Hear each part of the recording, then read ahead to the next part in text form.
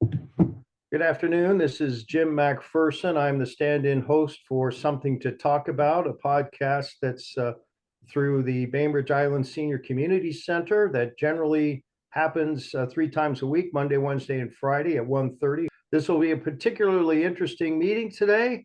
Longtime and well-known podcaster David Harrison will be joining us in a few minutes. But first, let's start with the sponsorship and our acknowledgement.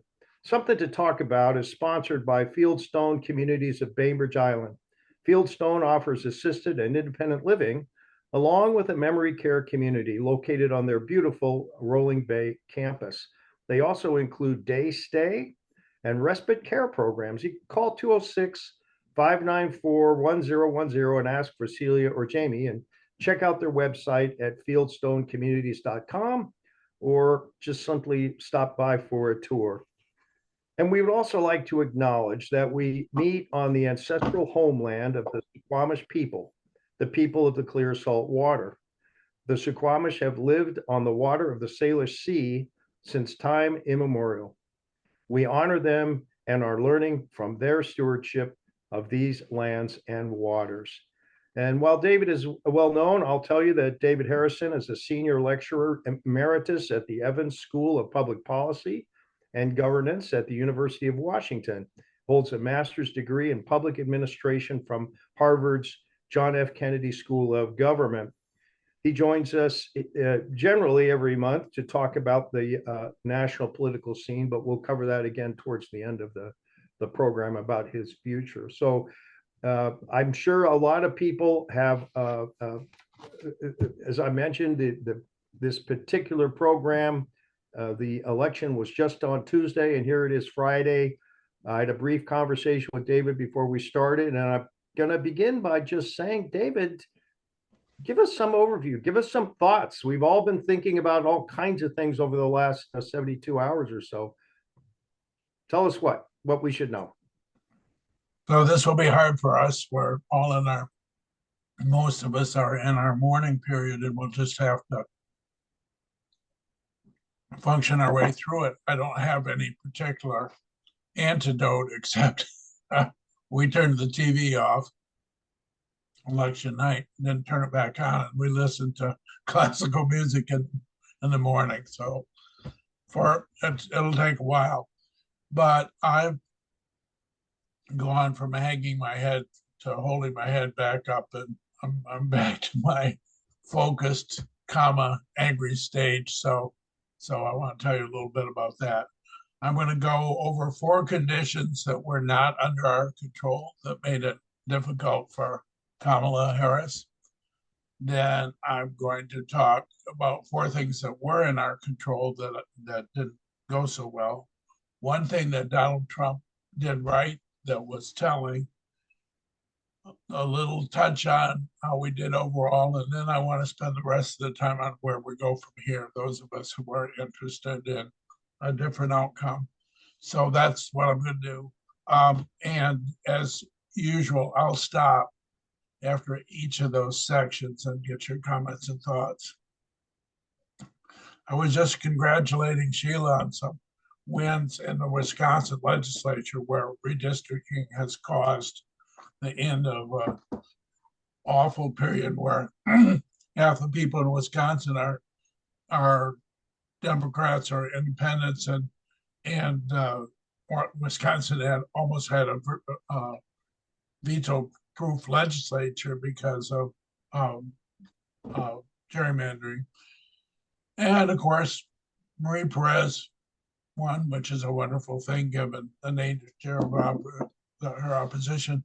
But it was a bad night for some of us. The first thing I want to mention is disintermediation. We've talked about it before.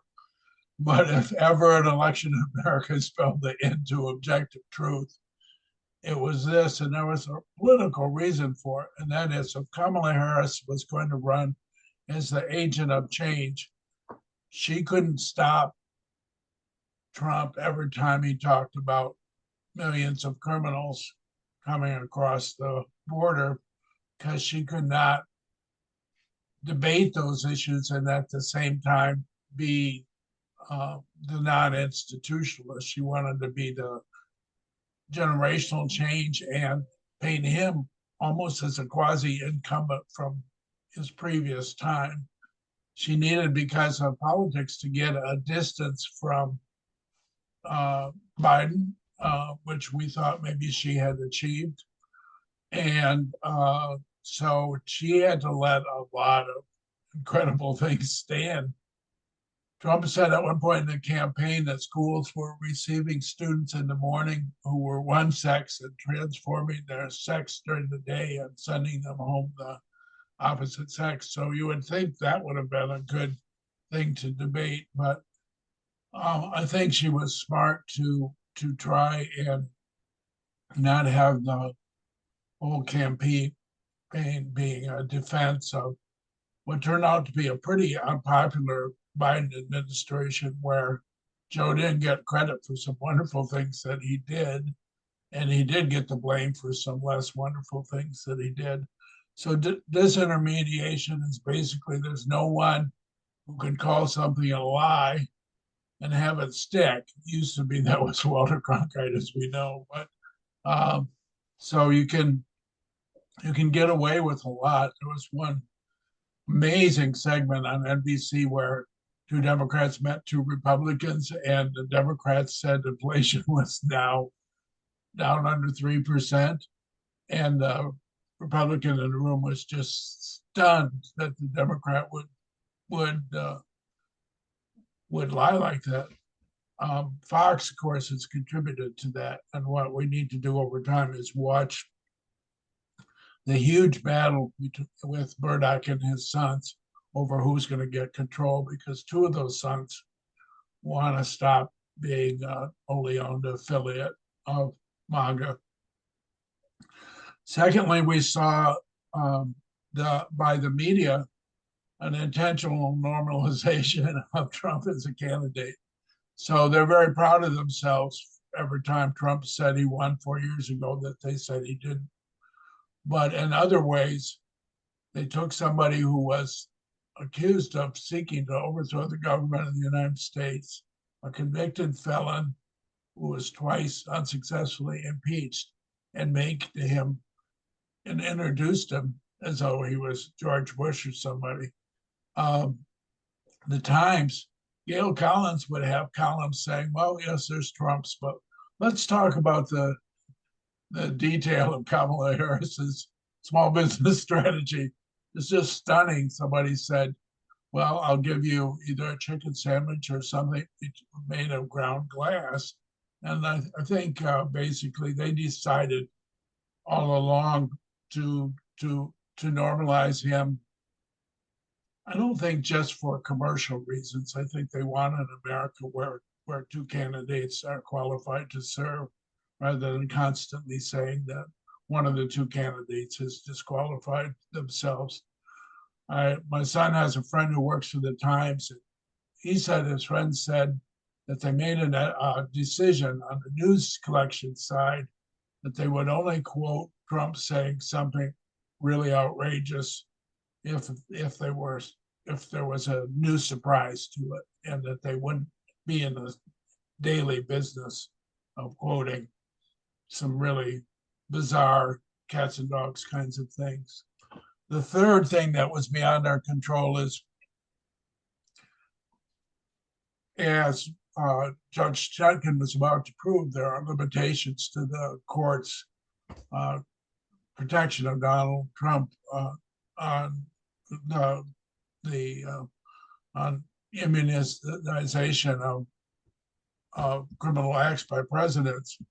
But I think the court all the way along was delighted to delay things, to watch what at one time seemed an amazing case on government documents go away. And I think the court, you would have thought 4 years ago that other than the New York cases, that we would have had meaningful trying of charges against Trump during those 4 years.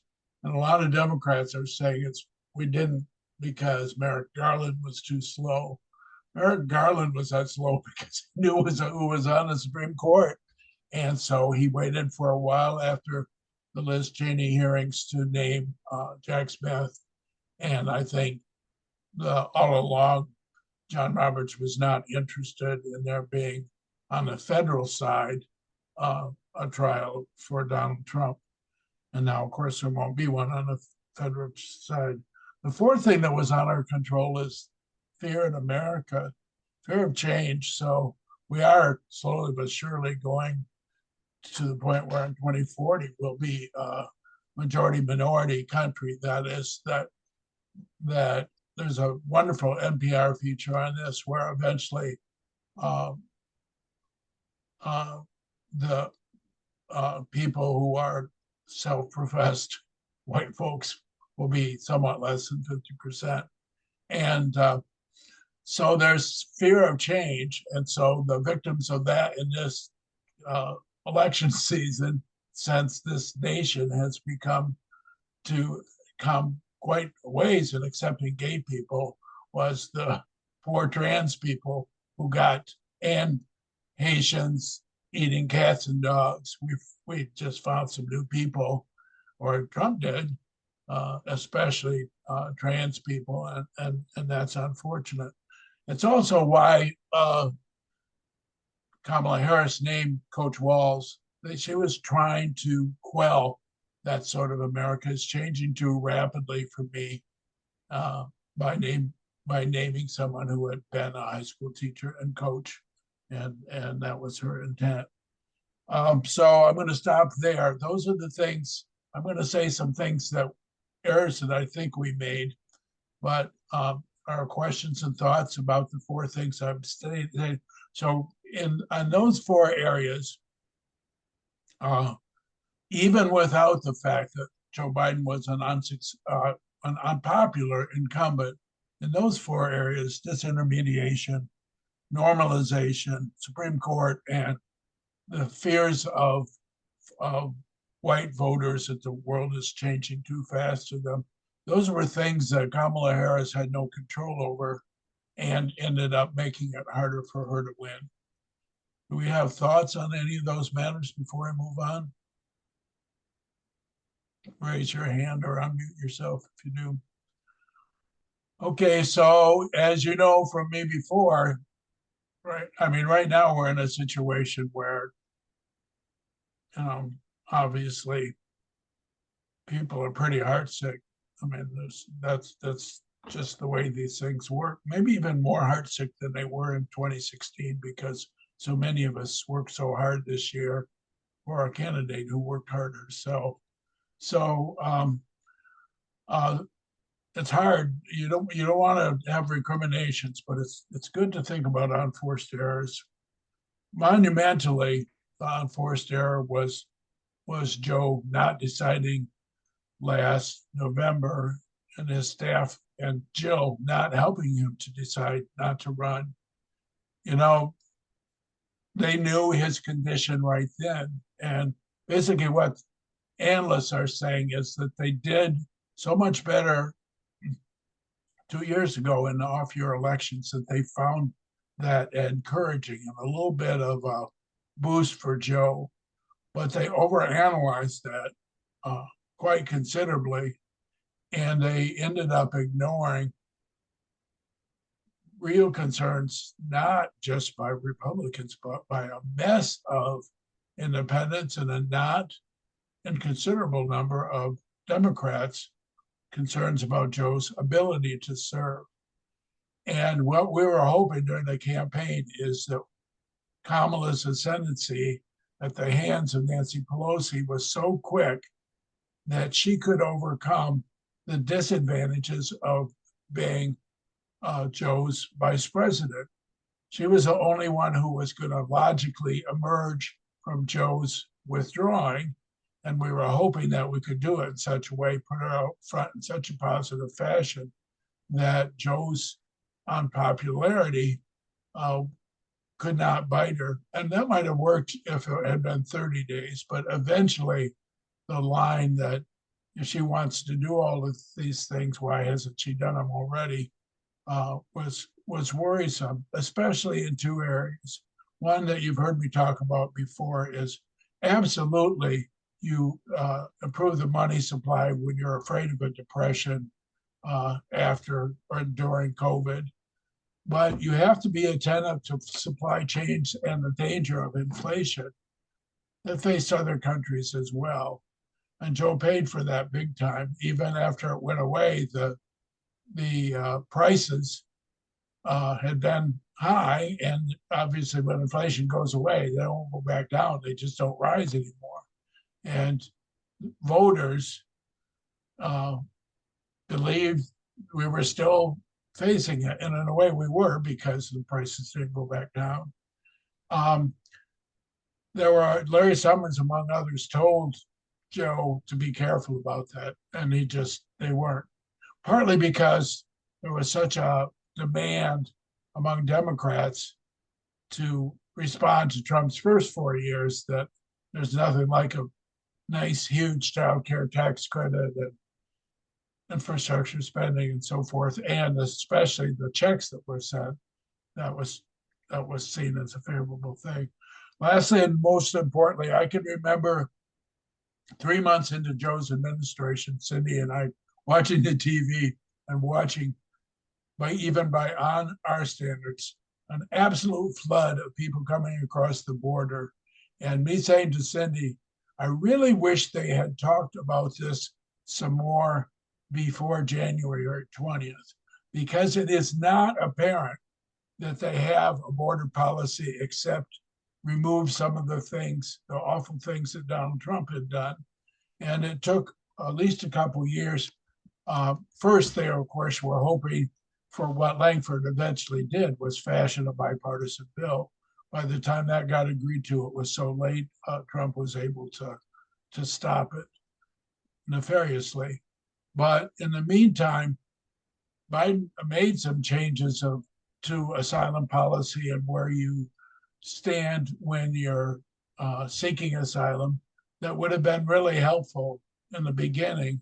And we paid big time, we paid more for immigration than any other issue. The idea that there's 11, 12, 13 million undocumented people here, whatever you can say about jobs being filled and crimes not being committed, we lost the election on that alone.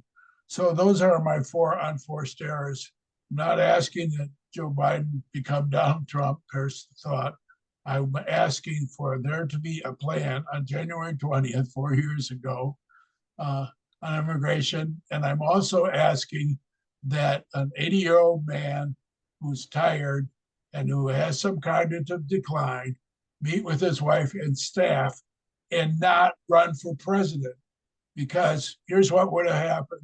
We would have had a contest, and Kamala Harris would have run against some people, maybe not Newsom because that's her friend, but maybe Shapiro or Gretchen Whitmer, and somebody would have won.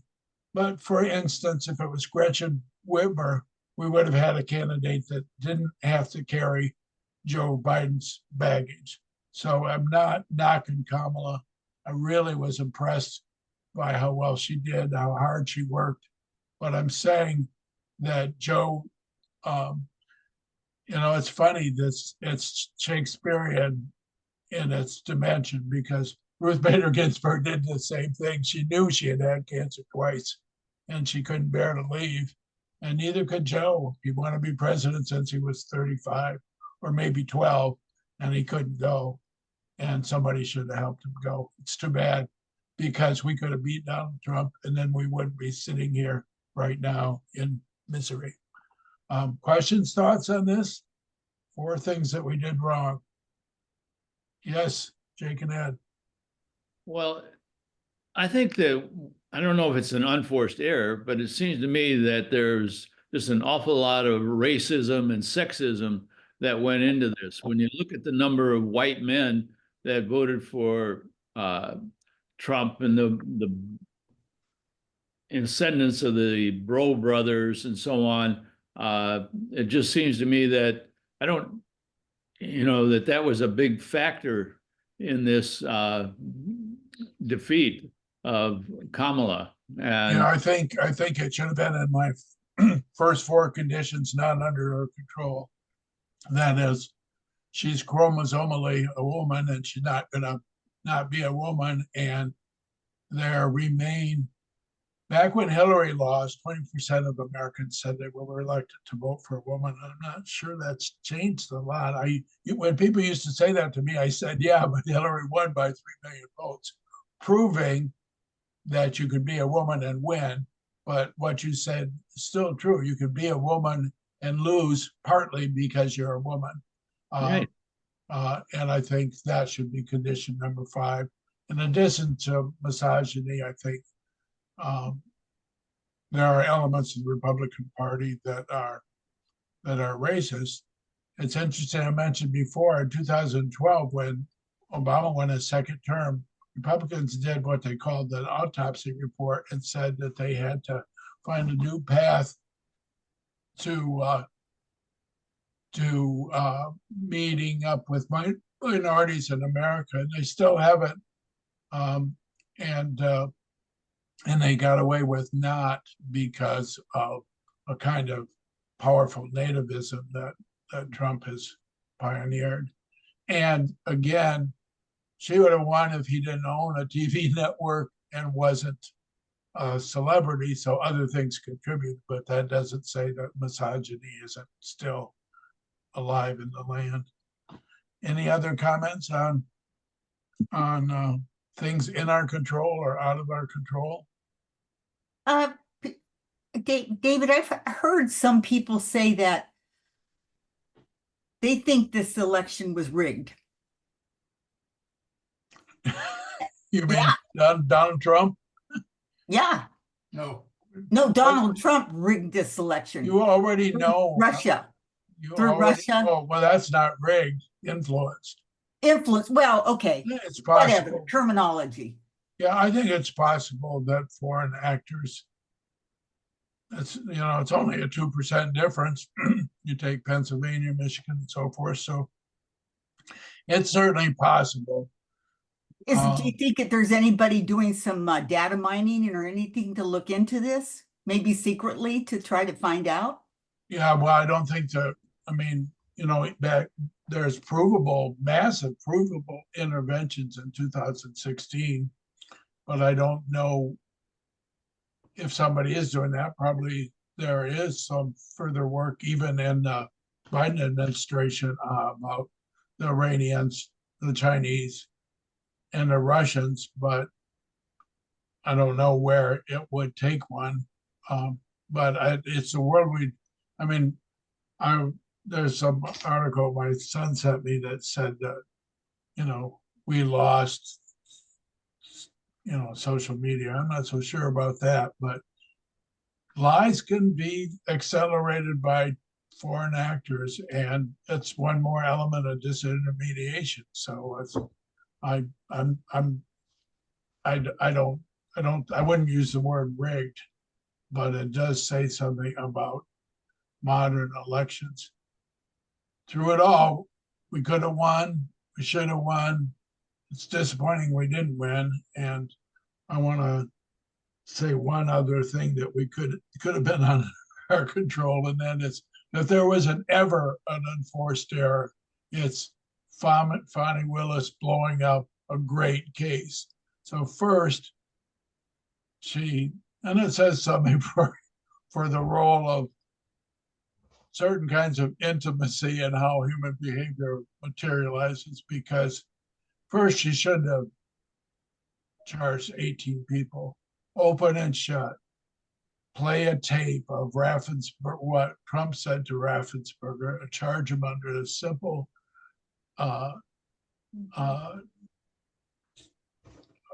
Georgia statute, and she would have had a conviction before the election. And to have that blow up is just miserable. It's one thing to watch the feds and Trump extend out the period and not get charged. It's another thing for a Democratic district attorney to not be able to figure out to charge somebody where there's a public tape of him trying to defraud the election. It's just horrible. I want to say one thing that Trump did right. I mean, you can't count lying because lying is wrong. So if you took a poll of Americans on how many undocumented people commit crimes, obviously they have now in their head that undocumented people are disproportionately murderers and felons, which is a lie in itself. So, there's all sorts of lies upon which his campaign was based. But there was one place where he changed his position, which in a way is a lie, and that's choice. So I said to you months ago, choice is on the ballot in Nevada and Arizona, Florida, and that's helpful to us. And then I said, Bobby Kennedy's on the ballot in Wisconsin and Michigan. That's helpful to us. So he traded Bobby Kennedy his support to be alleged Secretary of all Human Services. And then he lied about choice. He said all along it was just a state choice position, which was never the case until he said it was. The thing is, I wait to see the data. In those states, perhaps 20% of people who were pro-choice voters ended up voting for Trump. As long as their state was going to end up, all those initiatives except Florida won again, their state ends up getting the protection, and it's the women and other states that lose their reproductive freedom. So a lot of those independent and Republican women ended up voting for Trump because they bought into that's why Kamala kept on playing the ad about women getting arrested and such, but it did not prevail. I want to say something about how we did. I think she had a great campaign. The big question is why she didn't choose Josh Shapiro. I understand that in a second. She's already facing misogyny. I think it's possible that she was afraid to face anti-Semitism at the same time. But I think there's a bigger reason she didn't choose Shapiro. I was never convinced that his very impressive political nature would spill over to Michigan and Wisconsin. Sheila and I grew up in the Midwest. We didn't consider Pennsylvania the Midwest. So, I mean, that was Ohio, Indiana, Wisconsin, Michigan, Minnesota. So I think Kamala was worried that he would only help in Pennsylvania, and that Coach Walz was basically a 7 swing state strategy, however well he did, which I think was okay or fine. And so I think the other thing that happened is John Fetterman was violently opposed to Shapiro getting selected. So try doing that. Try making the campaign more about Gaza, because Shapiro and Kamala were a little divided in that. Try having someone who the senator from your state opposes. It just was problematic. I don't. The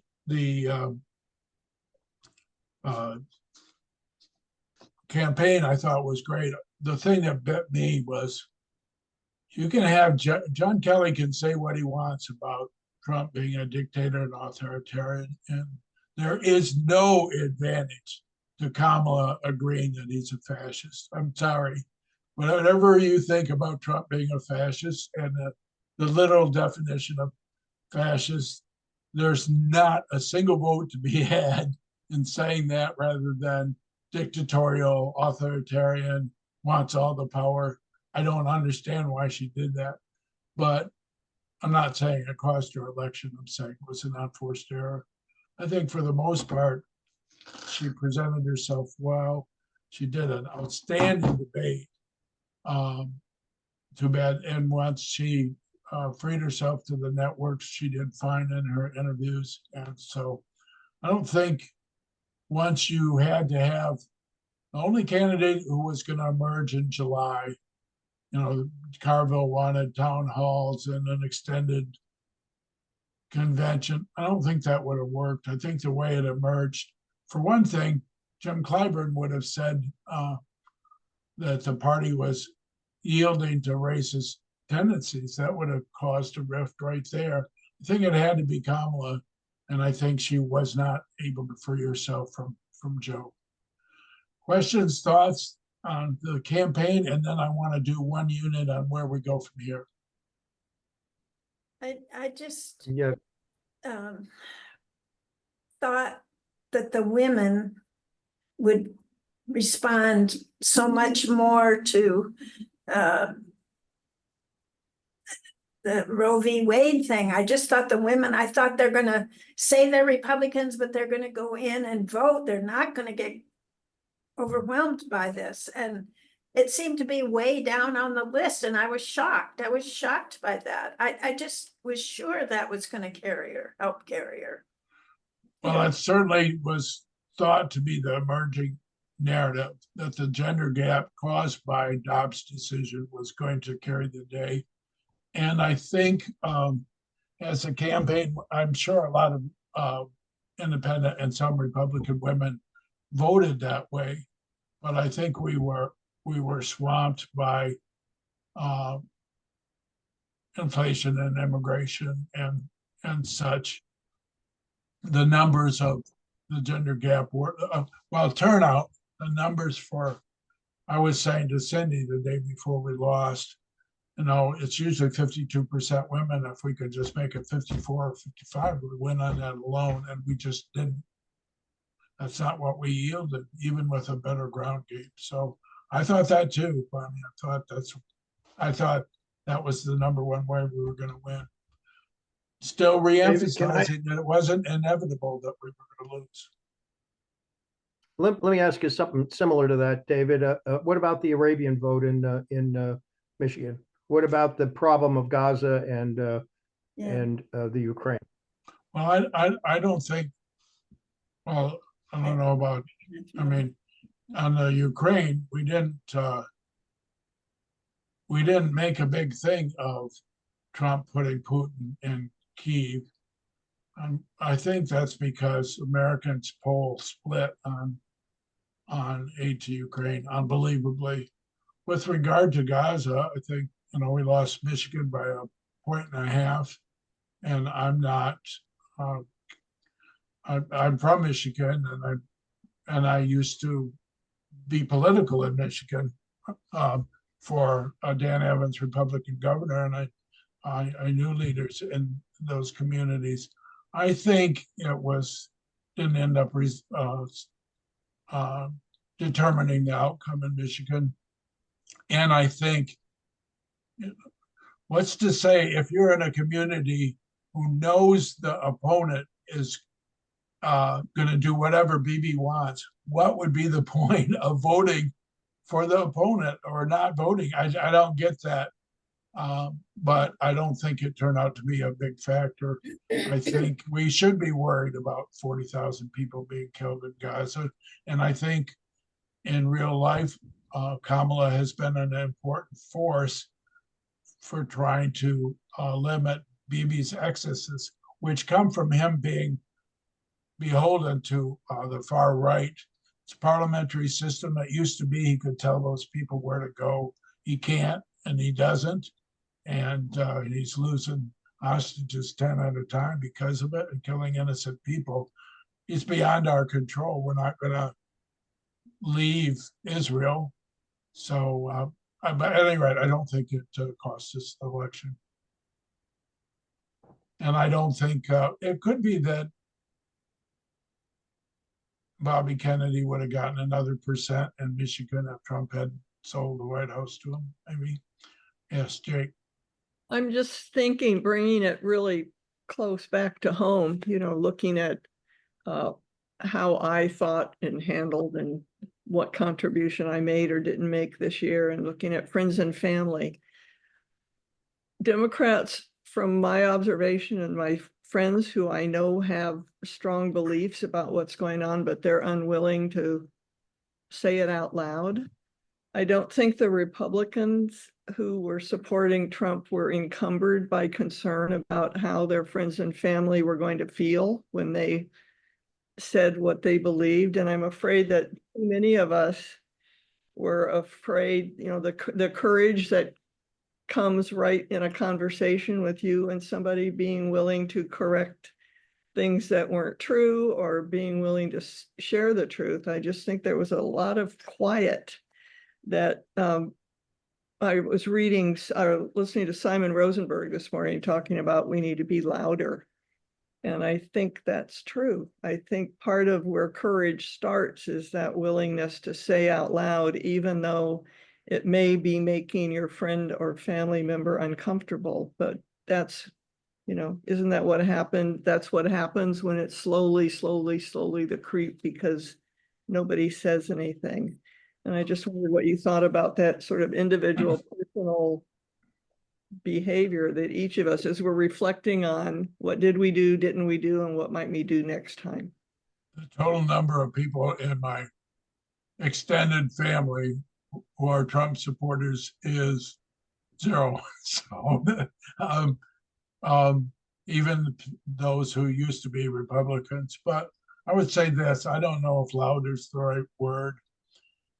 I think obviously there's a whole cohort of people who supported Trump because they're misogynists or they hate immigrants or they don't like the fact that my son, older son, has a husband rather than a wife, or they see somebody speaking Spanish in a restaurant. So there's a lot of people who are with Trump and for reprehensible reasons.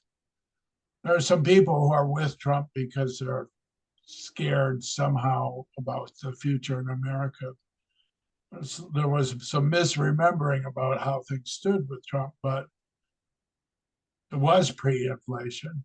And if you don't have any money, gas going up $1 or not being able to buy a house matters. So I think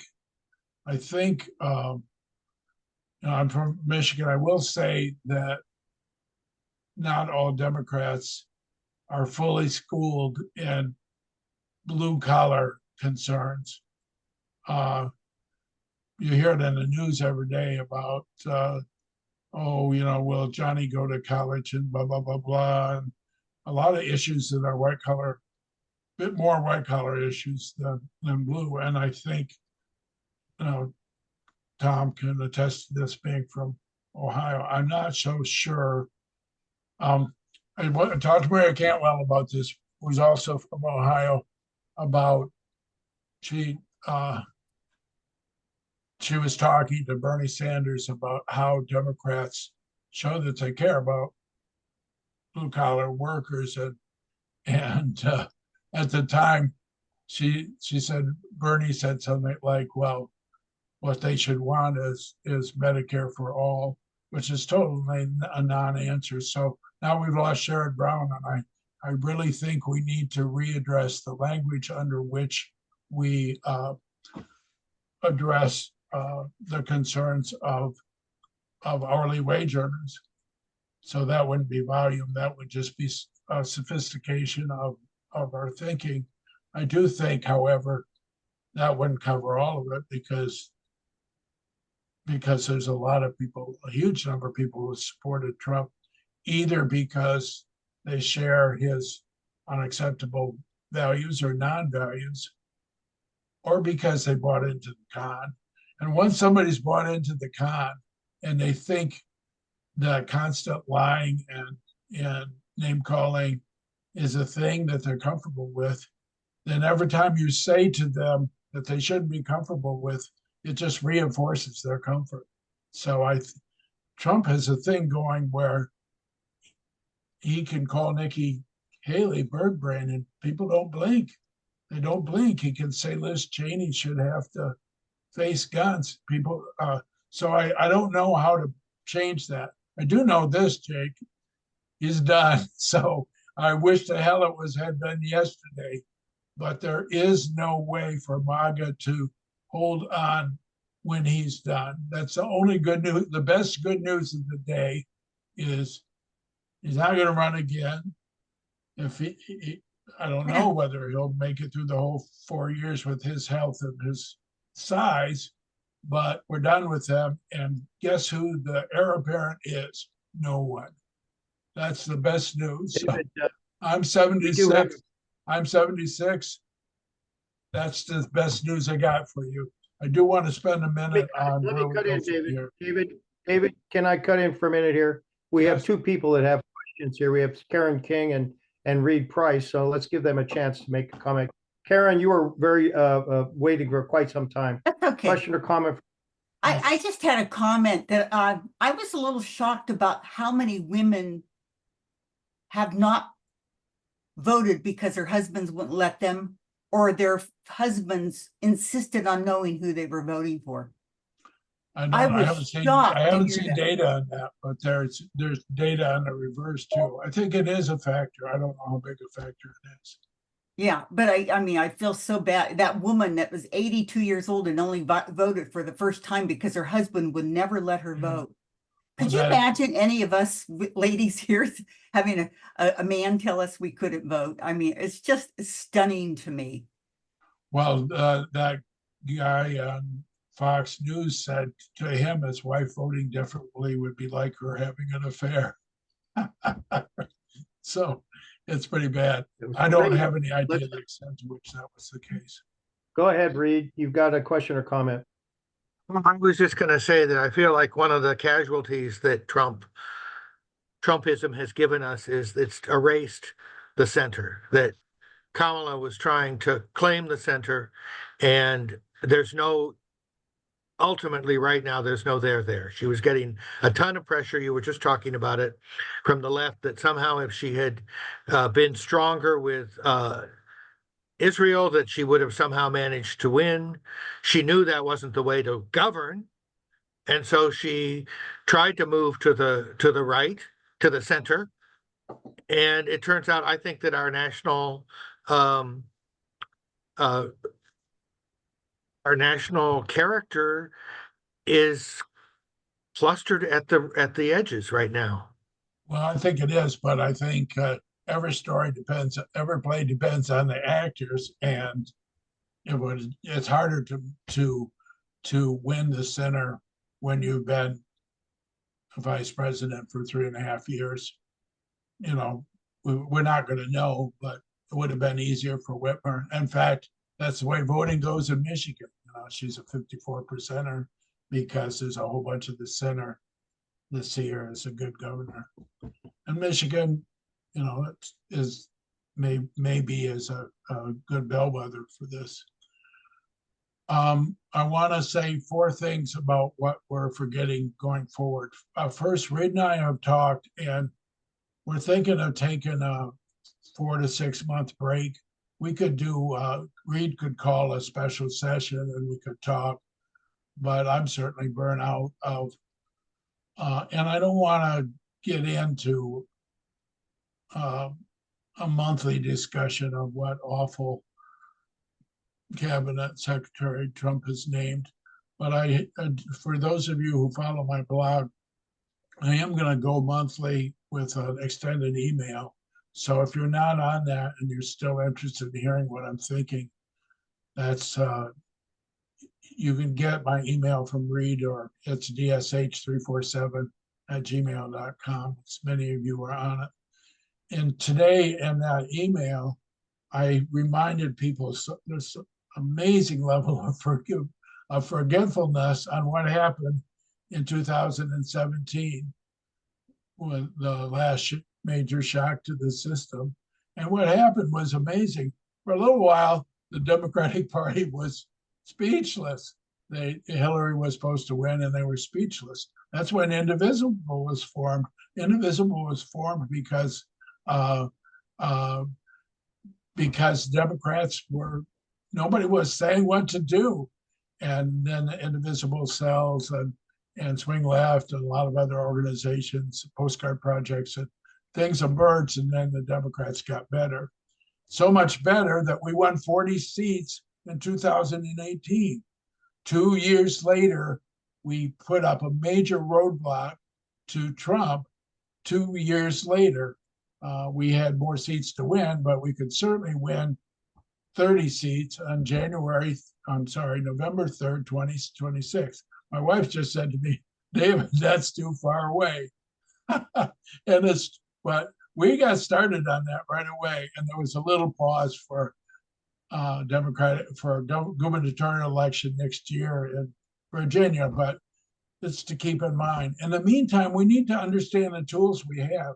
Somebody told me the other day that the Supreme Court's decision on criminal immunity for Trump means that Trump can do any executive order he wants. That is totally false and totally ridiculous and totally stupid. If we're going around thinking such things, we ought to have our heads examined. This is the truth. You can have the same Democratic attorney general, in our case, who's now governor, file the kind of request for a stay when a president exceeds their statutory powers. And in fact, the Supreme Court since has been a stickler for presidents not taking executive action that is not authorized in statute. And these same federal judges, some of them appointed by Reagan and some by Obama and such, can issue a stay based upon a constitutional problem. And that's what happened between 2016 and 2018. I'm here to say the federal courts are here, and it's got nothing to do with Trump cannot be found to be a felon for issuing an executive order.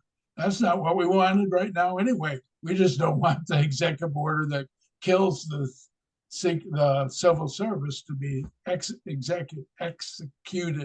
Second, keep in mind that we're pretty much the same place where we're in the House. So we're back to Mike Johnson having to put together a coalition that will vote for whatever Trump wants and Trump executing people that don't. It's still a problem because whatever crazy thing Trump comes up with for the House, there'll be 10 Republicans who want to do worse than that and be even more strident than that. And if they can't get those 10 Republicans, they'll try and buy them off and have the danger of 10 close to centrists, as close as Republicans get. And if not, they'll have to go back to Hakeem Jeffries. More importantly are two other things for me to close on. Third, Mitch announced the other day that they're not going to change the filibuster rule, which is so cool. So for years, Democrats have been unwisely wanting to eliminate the filibuster, and now our 46 senators get to use it. As you remember, because we did it too, reconciliation, budget reconciliation only needs 50 votes. So they'll be able to develop a budget in the Senate that Collins and Murkowski will go along with by them compromising with them. And then, and some other Republicans, hopefully Cassidy and Tom Tillis. But on social welfare issues like choice, or we got some protection there by having 46 senators and the filibuster rule staying. And then finally, we have citizen action. It's not putting 1 million people in the streets. It's putting 1 million people in the streets in a fashion that worries the markets so much that the markets go down, and CEOs, who also are often sometimes billionaires, call Donald Trump and ask him to think of a different course of action. That could happen on tariffs as well, as the real impact of tariffs affect the American consumer. So we have some disorder in the House, have the filibuster rule, we have attorney generals and other people outstanding being able to file federal actions, and we have citizen actions, and we have preparing for the election 2 years from now. And that's all I got for you. That's what we're going to have to live with. I wish it wasn't that way. Comments, questions?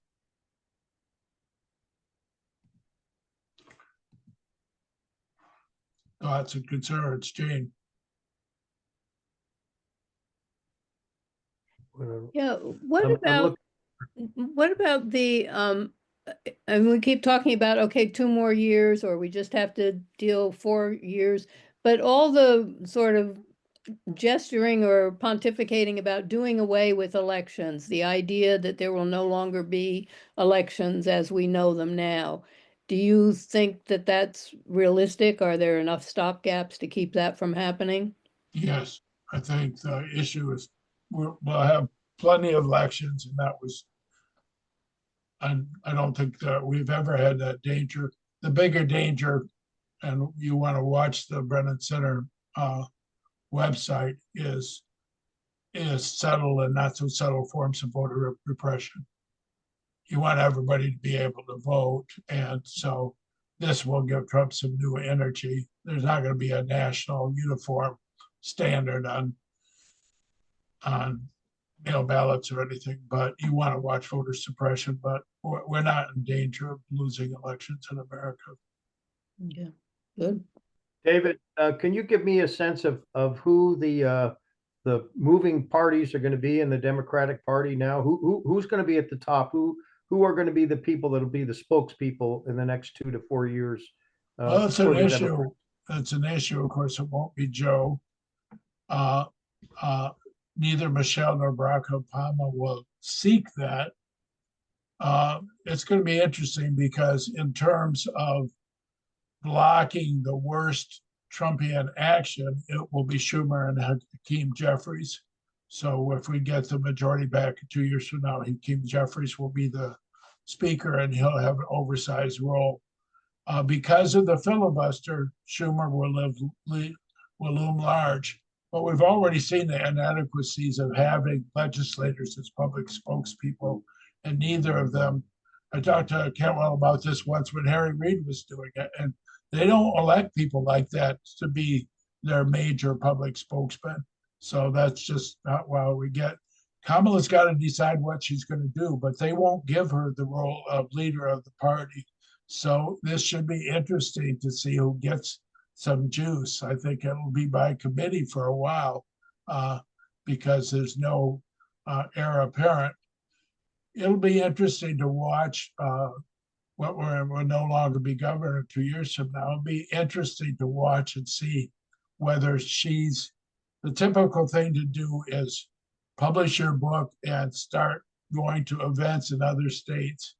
It will be interesting to see whether she does that, or if Kamala stands aside, which I doubt, whether Newsom does it.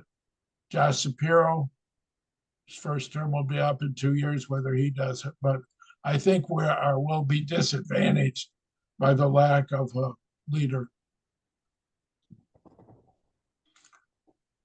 So Rita, and I will let you know. Oh, Cynthia. I appreciated your summary of the positive things that we can focus on, because that really makes it easier to be more creative and energetic around doing something, which hasn't been very easy the last couple days. And one of the things I didn't hear you mention, first of all, you can hear me okay, right? Yes. Okay, is Project 2025. That, it just sounds like the scariest document, and I can't, that one keeps me awake at night because it's so unknown. The way when he was elected, that my greatest fear was I just didn't know what he would be capable of.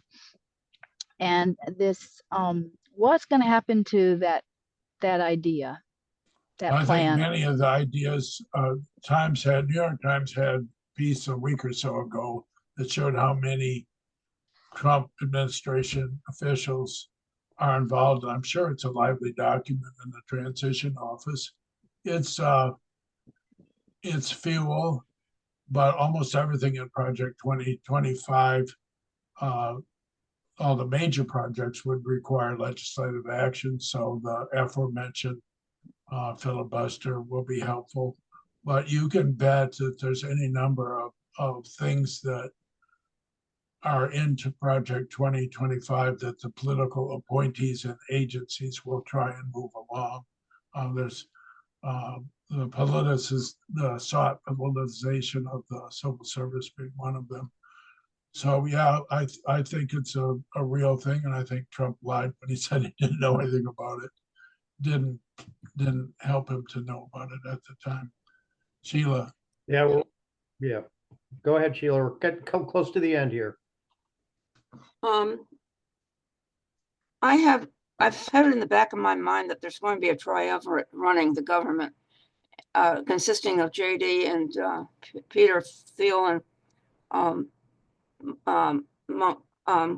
whatchamacallit, Musk. Because I don't think our friend Donald is going to stay very long. I think he's going to leave and go and play golf. I'm not being sarcastic about it. I mean, I really feel that he's got maybe 4 or 5 months in him, maybe, and that will be it. Well, I think it's less golf and more his deteriorating mental and physical capacity. So I do think we should start studying J.D. Vance. It's interesting because J.D. Vance at one time was the darling of moderate Republicans, and at least you would have somebody who's read the Constitution and it's aware of its various elements. But I would trade off the two of them in a second. I think 6 months from now, Elon Musk won't be in DC. For this reason, there are budget and appropriation Republican chairs who are not waiting for Elon Musk to tell them what to do. The power of the purse is legislative branch, and it's very closely held. So any kind of efficiency commission can have ideas and get some ideas passed, but it's nothing like Elon Musk thinks it is. Just thank you very much, David. We've really appreciated your work because you always come so prepared. And you've helped us. We wish we had better news to share today, but we're grateful that you made sure to finish up this cycle before you took a break. So, And we'll look for some better news in the future.